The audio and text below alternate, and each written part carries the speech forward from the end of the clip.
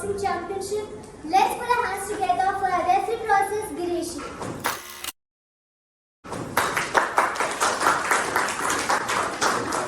Process A, Aaron.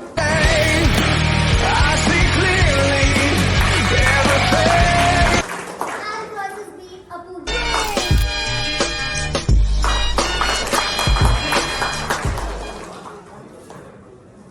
Let me introduce myself as the teacher process who is going to explain what happens here. Okay, now you got to know that there are three processes entered into here, right? So we are going to, as I said, we will be discussing about the process states.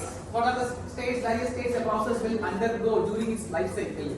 Okay, right now we got to know that there are some three processes and we are going to give a name to that in what state they are in now. They are in a state called new, which means a process has just now created. They have not started execution, right?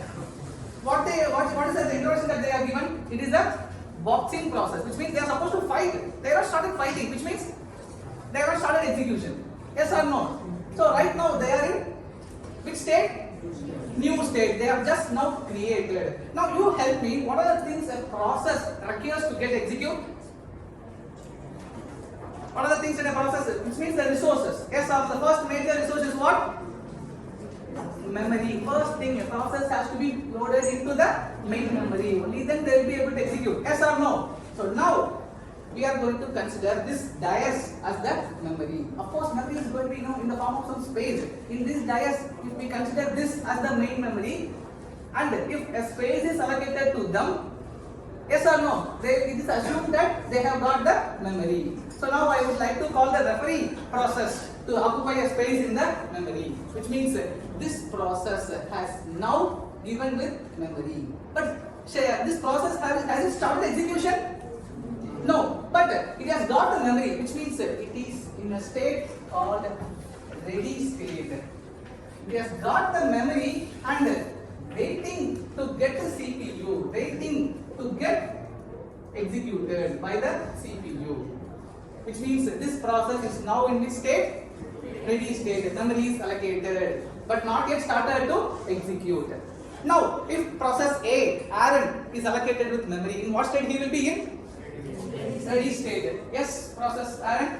But by the time he is getting ready, he is doing something. Please look at him. What he is doing? He is, getting the things that are really required to execute. Which means what are those? The data that a process requires. The data that a process requires. The local variables. Only for that process. Which means that he is doing that mouth guard, he is fitting that mouth guard. Since it is a walking process, he is making the gloves and all to be used during the execution. He is getting those local variables. A process will carry all these things. Yes or no? We discussed quite that. It is one of the things that a process will have, and that's what this process is having now. And now I am allocating a space in the memory for this process, so that this process is now in which state? Ready state. And now see, there is another process that we have. What is that process? Process Aaron. Process Apoorvo. Okay. Process B for us. He is in which state now? New state, because he has not been allocated with memory. And now if memory is allocated to him, by the time that he gets to know that I am going to get the memory, he is preparing his local variables. And then he will get into the memory, which means he is being allocated to the memory space. Yes, now Apoorvo has also got memory space, which means all the three processes now are in which state? Ready state, which means they have got the memory and ready to be executed by the CPU. Right there. Now see, they are in what? Ready state. When they are in ready state, the only thing that they have, that they require now is what? CPU time. So we call that the CPUs have lots of time. Out of that time that CPU have, CPU is going to allocate a part of its time to this process, so that this process will execute. A part of its time to other process, so that it will get executed. We call that as CPU scheduler dispatch. When it gets the CPU time. So I am going to call this one as running is the next state a process will get into if it gets what? CPU dispatch. If it gets that, it will get into which state? Running state. And on my signal now, all these three processes are assumed to get CPU time. Yes, they got CPU time now. Which means what they will do? The referee process is doing its job, yes or no? And the other processes are doing their job.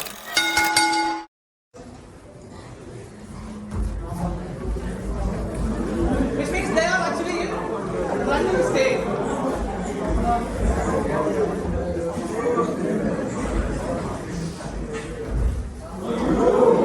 Yeah, exactly. No, I think you would have observed what happened here. The process has done something that he is not supposed to do. Yes or no? At that time, what exactly happened? The referee process interrupted the other processes. Yes or no? That's what the referee process did right now, right? She did what? Interrupted the fight. During the execution, a process may get interrupted. When it is interrupted, means it is still in the memory, it is still allocated in the memory, but they are not able to do their job, which means they are in which state? They are in the ready state. They are still in the memory. Only thing is what? It has got interrupted, which means if you time whatever is allocated is now not with that processors. So again they are in the what? Which state? Ready state. Okay, now they get the CPU time again. They got the CPU time and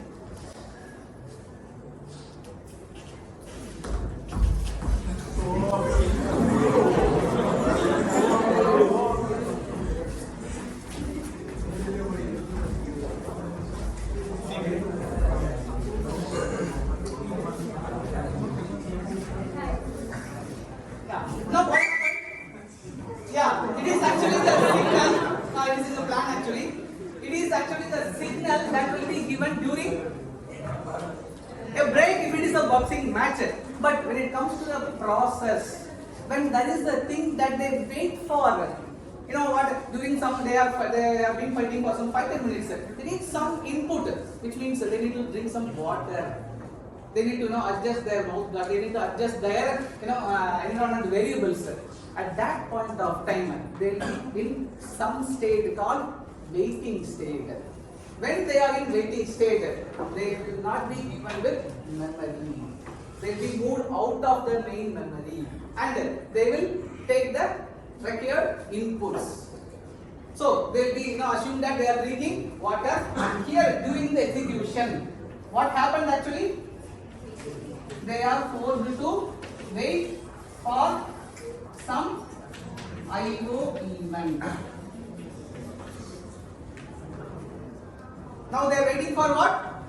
Some IO event. So assume that process A and process B are now drinking water.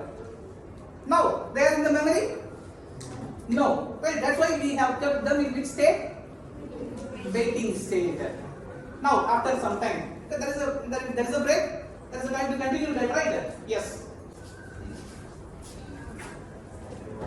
And now, in the waiting state, the time got over, which means they have got their input, output, their required input they have got. Which means they may wait for some input, they may wait for some files, which is the water for them. They have got that. When they got that, they will move to which state? Why ready state? They are in the memory now, but they have not got the CPU time. So when that input, output, whatever they have got, that IO, if it is completed, they will move on to the ready state.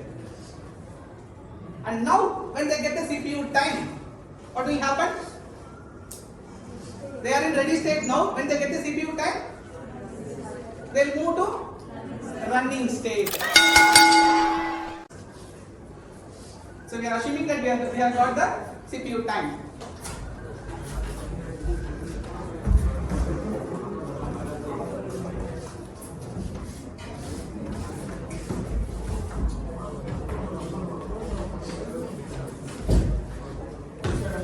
Now what happened here? will move to ready state. Yes, now they are in the ready state. And now, again they have got the CPU time.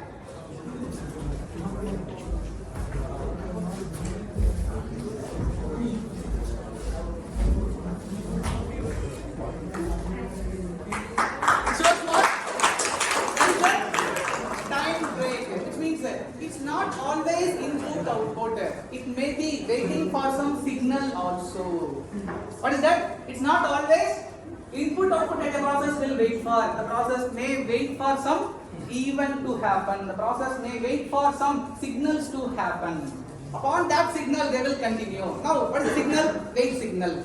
So they have stepped out of the memory and they are in which state now? Waiting stage. Now let us again assume that at waiting signal they have got. Signal from the another process to continue the execution. Now they are in which state? Ready state. Very good. And now if CPU time is allocated,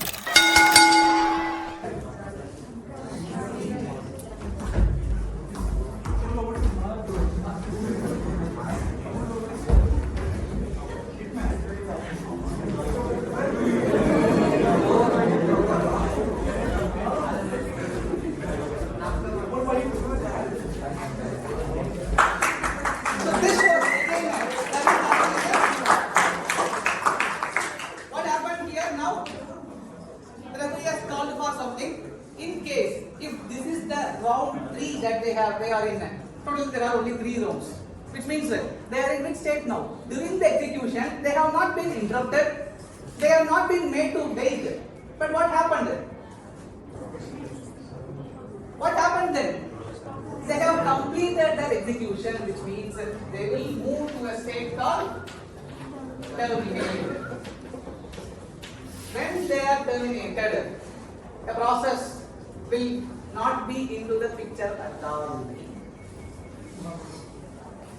What happens? When they are terminated, they will not be in the memory, they will not be in the system at all, which means it has been closed. It will be nowhere. Likewise, the three processors are now of the system itself. So these five are actually the what? States of a process, and this figure is what we call as process state transition diagram. One of the important questions that you can expect for even internals and also for the university exams. What are those five states?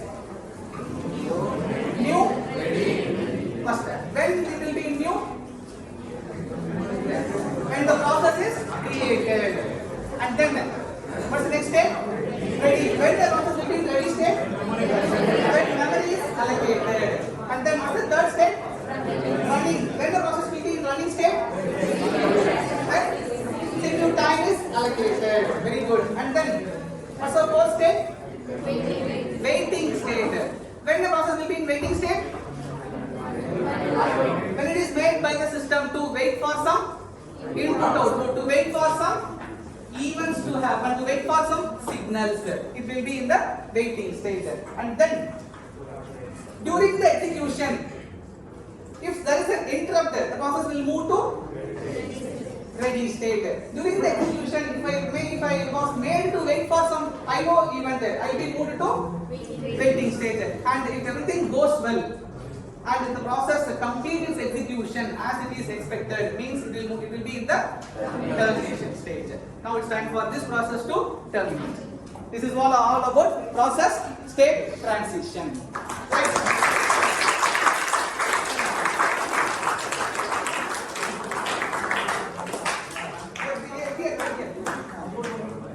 So once again, very applause for the three processes.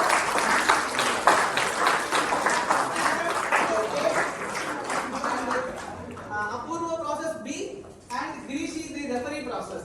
No, but purposely they have dressed like red and blue. We have this planned it in Saturday itself for us. Purposely, that they look like that only, one player will be in red and other player will be in blue, and referees and gloves and all they have planned. Come very prepared for this thing. So once again, thank you from my side. Yes, yeah, that's it for. Thank you.